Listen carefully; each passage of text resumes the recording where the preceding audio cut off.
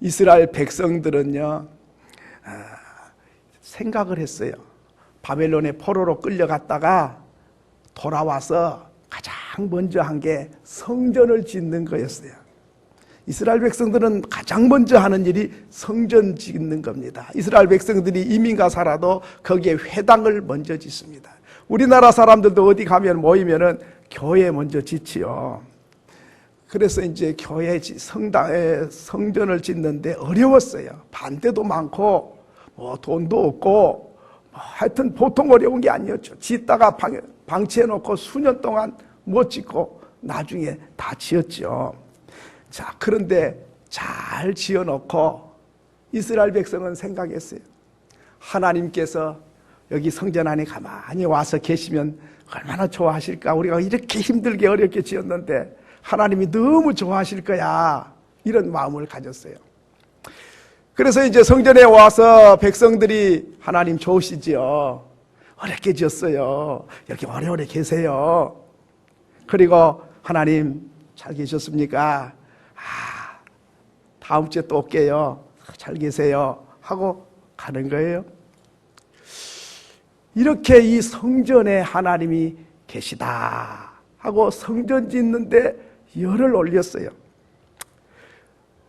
그랬는데 하나님께서 이사야에게 나타나셔서 하신 말씀이 너희들이 내 성전 짓다고 생각하느냐?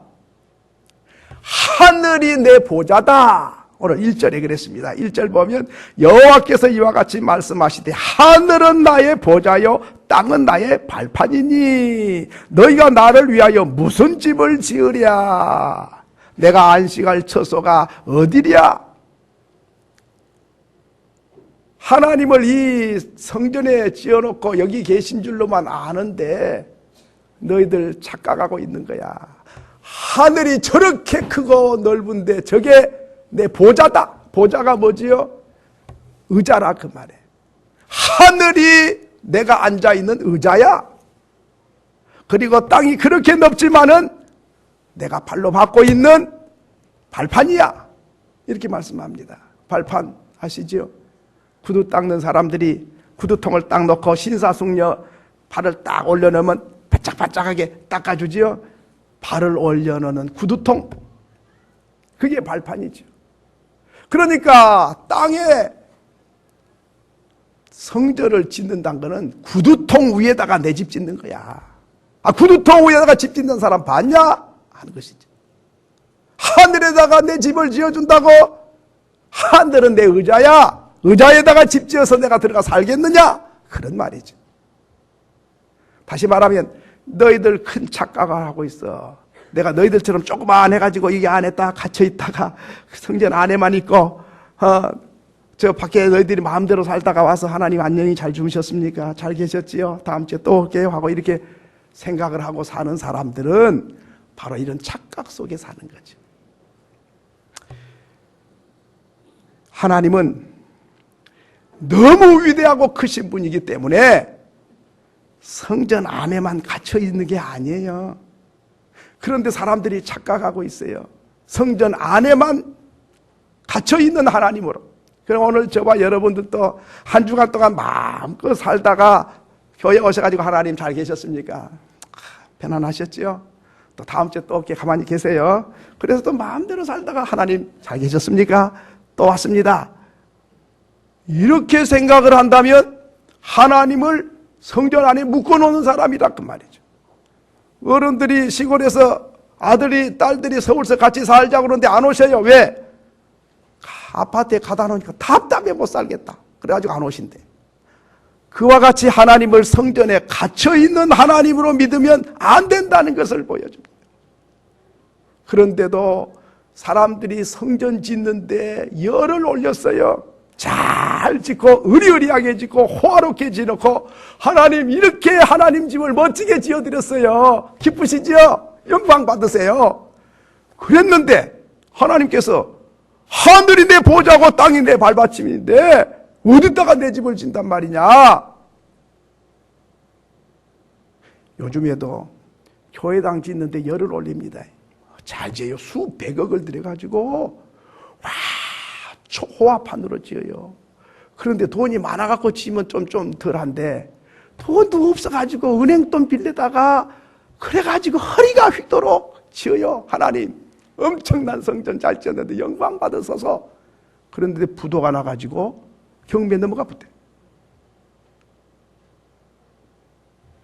하나님께서 누가 그렇게 지으라고 그랬어? 성도들의 허리가 휜데. 그러면서 하나님 말씀합니다. 성전을 지라, 성막을 지란 거는 내가 그 안에 살고 싶어서 지란 게 아니야.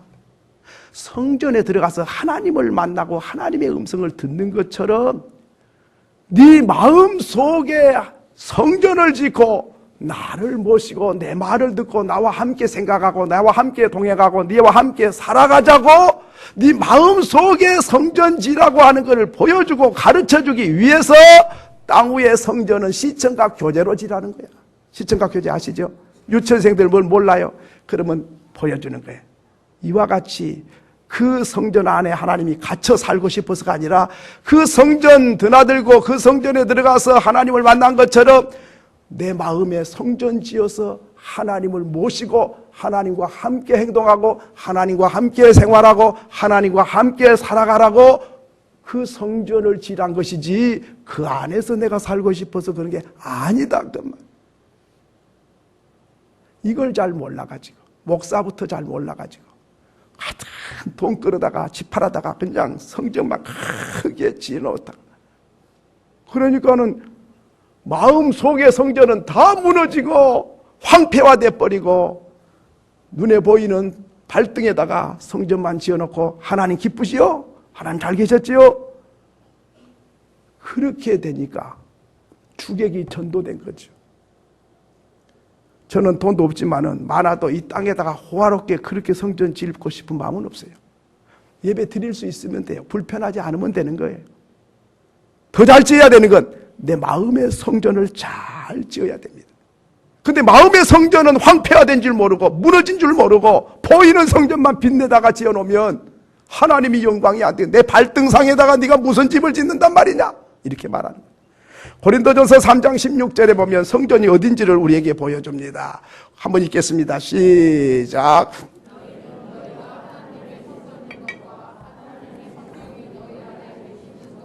너희는 너희가 하나님의 성전이다.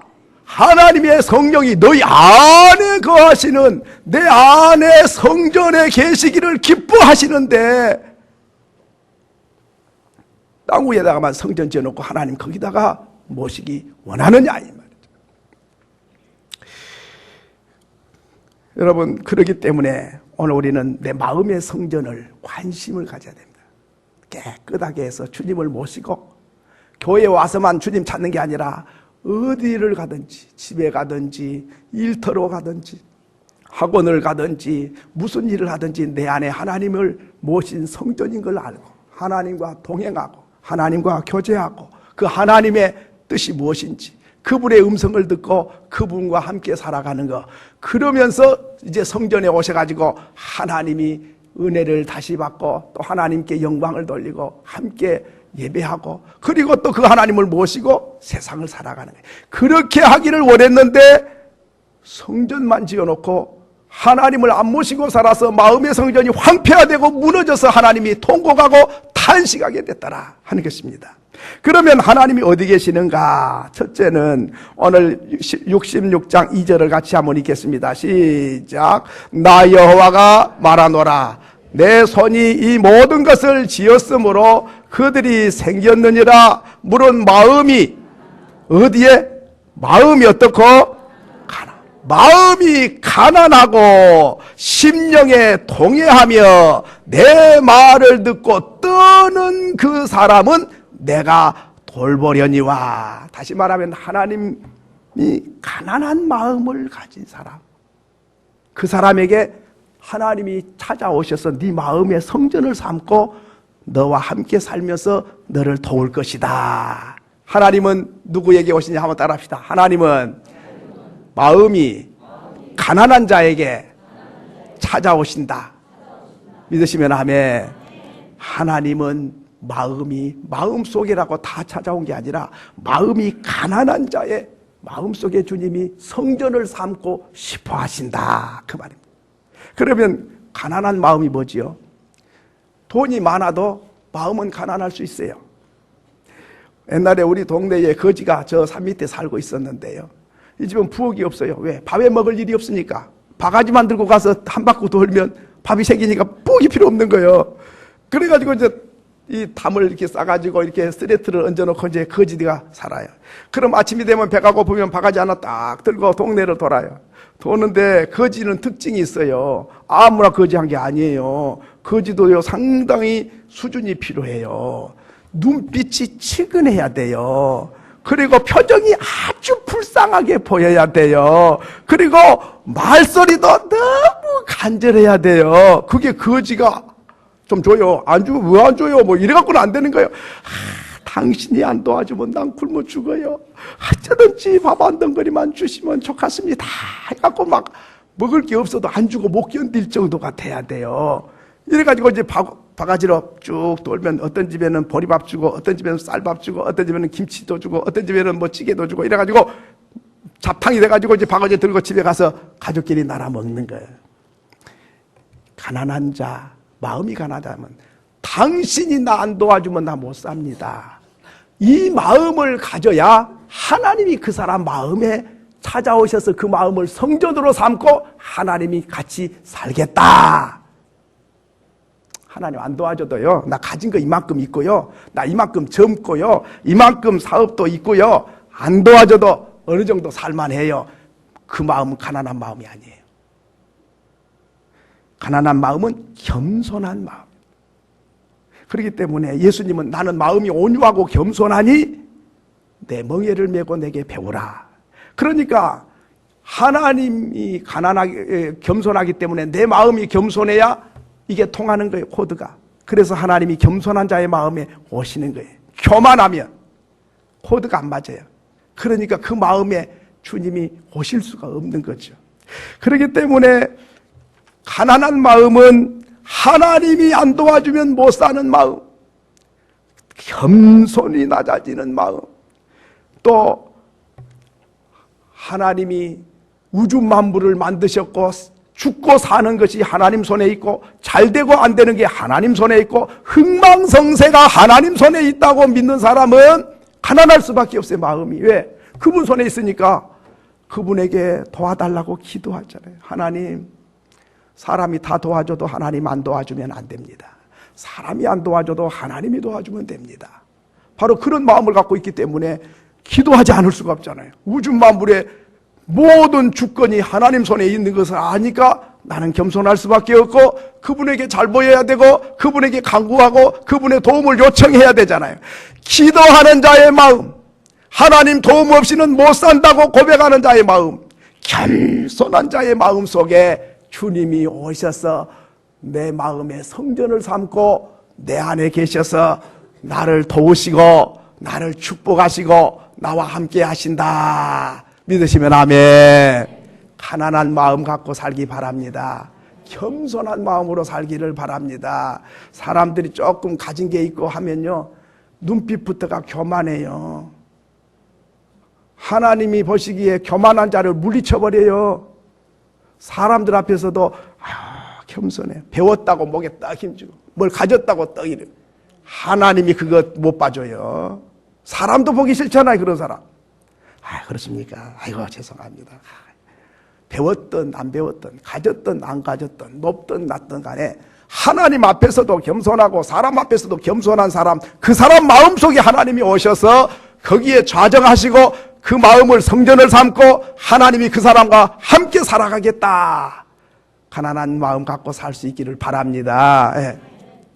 두 번째로는 어떤 사람에게 찾아오셔서 성전을 삼는 거 하니, 오늘 2절을 계속 다시 하반절을 읽어보면 그렇게 말씀했습니다. 2절 하반절 보니까 마음이 가난하고 심령에 통회하며, 심령에 통회하는 사람 마음속에 내가 들어가서 거기 마음을 내 성전으로 삼고 그 사람과 함께 동행하고 그 사람을 내가 돌볼 것이다. 믿으시면 아멘. 통회하는 마음. 통회하는 마음이 어떤 마음일까요? 통회하는 마음은 회개하는 마음이죠. 그런데요, 지금 이스라엘 백성이 뭘 했습니까? 오늘 3절을 같이 한번 읽습니다. 시작. 소를 잡아드리는 것은 살인함과 다름이 없이 하고 어린 양으로 제사 드리는 것은 개의 목을 꺾음과 다름이 없이 하며 드리는 예물은 돼지의 피와 다름이 없이 하고 분향하는 것은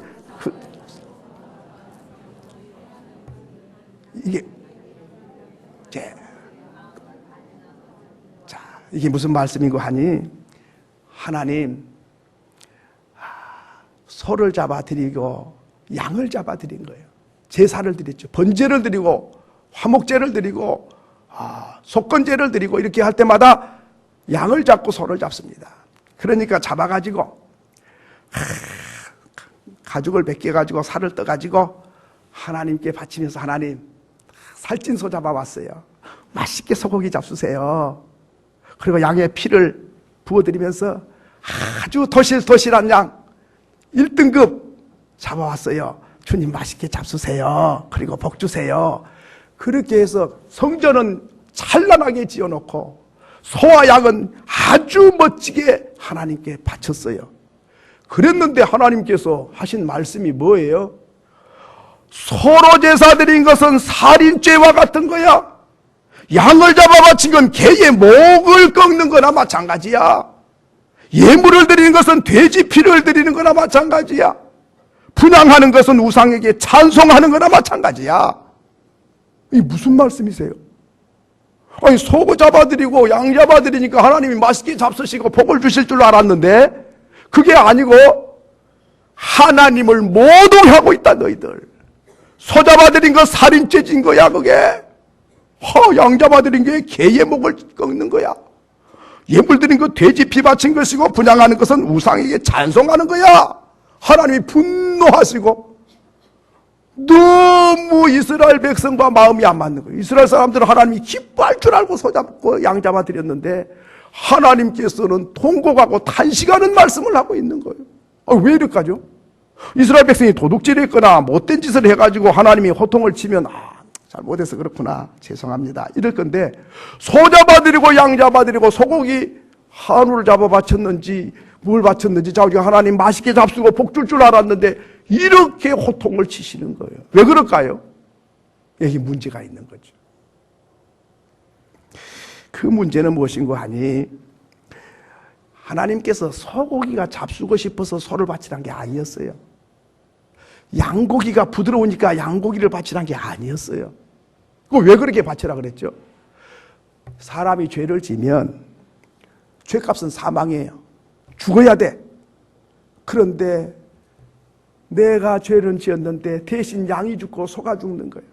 가죽이 찢어져 벗겨지고 살을 뜰 때, 그럴 때 막 소가 소리를 지르고 막 양이 막 꽥꽥 막 소리를 지르고 안 죽으려고 하는데 막 목을 따가지고 죽이니까 막 가만히 점잖게 죽은 양이 있겠습니까? 발악을 하지요. 그렇게 발악을 하는데 피를 줄줄 흘리면서 그렇게 죽은 거지요. 그 죽은 양과 소를 보면서 내가 죽어야 되는 심정을 가지고 내 죄 때문에 양이 죽고 소가 죽네. 가슴을 치고 통곡하며 회개하며 슬퍼하고 괴로워하면서, 하나님 내가 죄를 지었는데 양이 죽네요. 내가 죽어야 마땅할 사람입니다. 어떻게 하면 좋아요?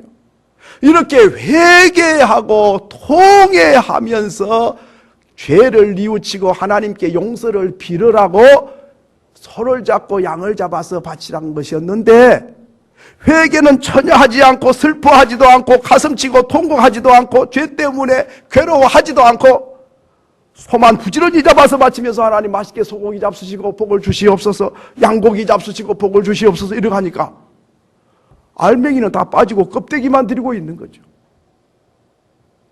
네 마음에 통회하는 마음, 슬퍼하는 마음, 회개하는 마음을 갖지를 아니하고 소 잡고 양 잡은 것은 그건 살인죄와 같고 개의 목을 꺾는 것과 같고 돼지의 피를 바치는 것 같고 우상에게 찬송하는 거나 마찬가지야. 모두 가는 거야 그 말이죠. 여러분 다시 말하면 형식은 있는데 실체가 없다 그 말이에요. 회개를 양 잡아서 소 잡을 때 회개하라고 소 잡으란 건데 회개 안 하고 소만 잡으니까 이 껍데기 신자다 그 말이죠. 알맹이가 다 빠져버리고 없더라 그 말이에요. 겉모습은 성전은 휘황찬란하고 소도 살찐 소를 잡았고 양을 바치기는 했는데 하나님은 통곡하고 계시고 하나님은 탄식하고 계시더라 그 말이죠. 오늘 우리가 이 시대도 마찬가지지요. 내 죄를 인정하고 자복을 하고 통회하고 슬퍼하고 주님, 다른 사람은 몰라도 나의 마음을 내가 알잖아요. 내 마음에 이렇게 미운 생각이 있고 이렇게 교만한 생각이 있고 내 마음이 이렇게 황폐화됐는데 타락한 생각이 있는데 겉으로는 신사고 숙녀가 돼가지고 하나님 앞에 거룩하게 예배만 드리고 내 마음에 있는 이것을 터뜨리지도 않고 꺼내지도 않고 회개하지도 않고 슬퍼하지도 않고 통에 차복하지도 않고 예배를 드리면 하나님께서 우리에게도 똑같이 말씀하십니다.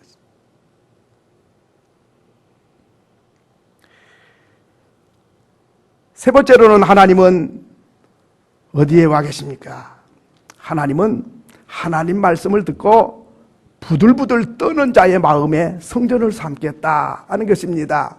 오늘 2절 하반절을 우리 계속 보면 마음이 가난한 자의 마음에 성전을 삼고 오시고 심령에 통회하고 회개하는 자의 마음에 주님이 오셔서 성전을 삼고 오셔 계시고 세 번째는 내 말을 듣고 나는 하나님이죠. 하나님 말씀을 듣고 떠는 그 사람은 내가 그 마음에 들어가서 그를 돌보겠다는 것입니다. 어떤 사람입니까? 하나님 말씀 들을 때 어떤 사람? 중풍병자도 아닌데 왜 떨으라 그래요? 하나님 말씀 듣고 춤추고 노래를 해야지 왜 떨어야 되는 거예요? 죄인은 하나님의 음성을 들으면 떨게 돼 있어요. 근데 잘 안 떨려. 왜 안 떨릴까요? 하나님 말씀이 아니어서 안 떨린 게 아니죠. 하나님 말씀을 들을 때 부들부들 떨어야 그 사람 마음에 하나님이 오시고 그 마음을 성전으로 삼으시고 그 사람을 하나님이 돌봐주실 것이다. 반대로 하나님 말씀 들을 때 떨지도 않아. 농담으로 여겨. 우습게 여겨. 가볍게 여겨. 이렇게 되면 하나님은 그 마음 속에 오실 수도 없고 성전을 삼을 수도 없고 그를 돌보지도 않는다 그 말이죠. 자, 예레미야서 36장 22절부터 보면 중요한 말씀이 있습니다. 한번 같이 읽어보겠습니다. 예레미야서 36장 22절로 26절. 잘 안 뜹니까? 자, 성경을 찾아보겠습니다. 안 뜨면. 예레미야서 36장 22절로 26절. 자, 떴습니다. 자, 읽겠습니다. 시작. 그때에는 아홉째 딸이라 왕이 겨울 궁정에 앉았고, 자, 다시 성경을 읽을 때요 크게 똑똑하게 하나님의 말씀은 그렇게 얘기합니다. 시작. 그때는 아홉째 달이라 왕이 언제? 겨울입니다. 겨울. 어디서? 궁정에 앉았고 그 앞에는 뭐가 있다? 불 피운 화로가 있었다. 겨울이니까 불 피우는 화로가 있었습니다. 왕 곁에 지금 앉아 있는 겁니다. 그 다음에 23절 여호디가 서로 쪽을 낭독하면, 여호디는 제사장입니다. 제사장이 하나님의 말씀을 왕 옆에서 낭독했습니다. 몇 장이나 낭독했죠? 서너 쪽을, 서너 페이지를 낭독을 했습니다. 왕이 뭐 했습니까? 면도칼로 그것을 연하여 어떻게 했다? 뭘 뱉다는 거예요? 난로를 뱉다는 겁니까? 화로를 뱉버렸어요? 뭘 뱉어요? 뭘 읽으면 생각을 해봐야 될 거 아니에요. 뭘 읽었어요 지금? 성경을 읽고 있잖아요. 몇 장을 읽었잖아요 지금. 그 왕이 들으라고 제사장 선지자가 옆에서 읽어 낭독하고 있는데 앉아있던 왕이 면도칼을 가져와서 하나님의 말씀을 짝짝 찢어가지고 어떻게 했다? 화롯불에 던져서 두루마리는 성경을 말합니다. 모두 어떻게 했다? 태워버렸다. 그 정도가 아니죠. 24절부터 보면 그것이 문제가 아니죠. 또 있겠습니다.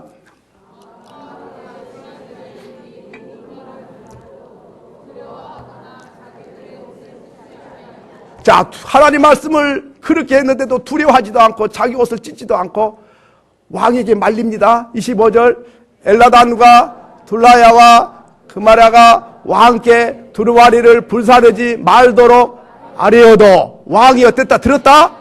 듣지 아니하였으며. 야, 그 못된 짓 하고도 안 듣습니다. 왕의 아들 2명 있지요? 2명이 뭐 했습니까? 명령을 내려. 뭐라고 명령 내립니까? 바룩과 선지자 예레미야를 잡으라 하였으나 여호와께서 그들을 숨기셨더라. 이게 언제 사건인 거 아니? 남쪽 유다가 바벨론에서 침략해 와서 포로로 끌고 가기 직전 전야요 이게. 그러니까 이 사람이 누구냐 하면 여호야김이라고 하는 유다 나라 왕입니다. 이 왕이 얼마나 타락했는지 하나님 말씀을 낭독해 주니까 찢어가지고 불태워버리는, 선지자들을 잡아 죽이라는 명령을 내립니다. 이때가 바로 이스라엘 민족이 포로로 끌려가기 직전의 사건입니다. 그러니까 이스라엘 유다가 망하기 직전에 어느 정도였고 그 왕이 어떤 상태였는지를 보여주는 거죠. 하나님 말씀은 찢어서 불을 태우면서도 말려도 말리지도 않고 선지자까지 죽이라고 명령을 내리니 하나님이 두 눈을 뜨고 볼 수가 없어요. 그래서 바벨론을 침략해 와서 유다 민족을 잡아 끌고 가서 포로 생활을 70년 동안 하게 된 것이죠. 그러니까 망하기 직전에 사건은 뭐지요? 하나님 말씀을 찢어버리는 거예요. 태워버리는 거죠. 오늘 우리가 하나님의 말씀을 들을 때 아멘, 아멘, 그렇습니다 이러면서 부들부들 떨어야 되는데 뭐 말 같지도 않는 소리 해서 옛날 옛적 이야기하고 있어. 나 싫어. 그렇게 어떻게 살아? 그렇게 못 살아. 이렇게 말씀을 마음에서 듣자마자 찢어버리고 불태워버리면 바로 그 사람은 하나님의 진노가 지금 문 앞에 왔다는 걸 보여주는 거죠. 죄가 많아서 망한 게 아닙니다. 죄가 많아도 하나님 말씀을 들을 때에 부들부들 떨면서 주님 어떻게 해야 됩니까? 어떻게 하면 살 길이 있을까요? 이렇게 되면 하나님은 그 사람 마음속에 들어오셔서 성전을 삼으시고 돌보시고 찢어버리고 태워버리면 자기가 자기 자신을 찢어버리고 불태우는 길을 똑같은 결과가 온다 하는 것이죠. 하나님 말씀 듣는 태도와 자세를 보면 소속이 어딘지를 알 수 있습니다. 요한복음 8장 47절에 보면 이렇게 말씀하십니다. 같이 읽겠습니다. 시작. 하나님께 속한 하나님의 말씀을 듣다. 자, 누가 하나님 말씀 듣지요? 하나님 소속, 하나님께 속한 자는 하나님 말씀을 듣나니 너희가 듣지 아니함은 하나님께 속하지 아니하였습니다. 아멘. 그렇네요. 아멘, 할렐루야. 그렇습니다. 벌벌벌벌 떨면서 두려워하면서 통에 자복하면서 하나님 말씀을 아멘으로 듣는 사람은 소속이 어디입니까? 하나님 소속, 하나님 백성이다. 그런데 안 들어, 싫어, 거부해버려. 그럼 그 소속이 어디죠? 잘 모르시겠어요? 하나님의 소속이 아니다 그 말이에요. 하나님 백성이 아니다, 천국 백성이 아니다 그 말이에요. 그러니까 천국을 죽어서 가봐야 들어가고 안 들어가고 결정된 게 아니고 이 시간에 하나님 말씀을 어떤 자세와 태도로 듣느냐가 하나님의 소속인지 하나님 소속 아닌지, 천국 백성인지 지옥 갈 사람인지 자기가 할지 아무도 몰라요. 내 마음을 찢어버리고 불태워버리고 듣기 싫어하면 그거는 소속이 하나님 소속이 아니니까 하나님 말씀이 안 들린다는 것이죠. 요한복음 4장 6절에도 같은 말씀이 있습니다. 같이 읽겠습니다. 시작. 거기 또 야곱의 우물이 있더라.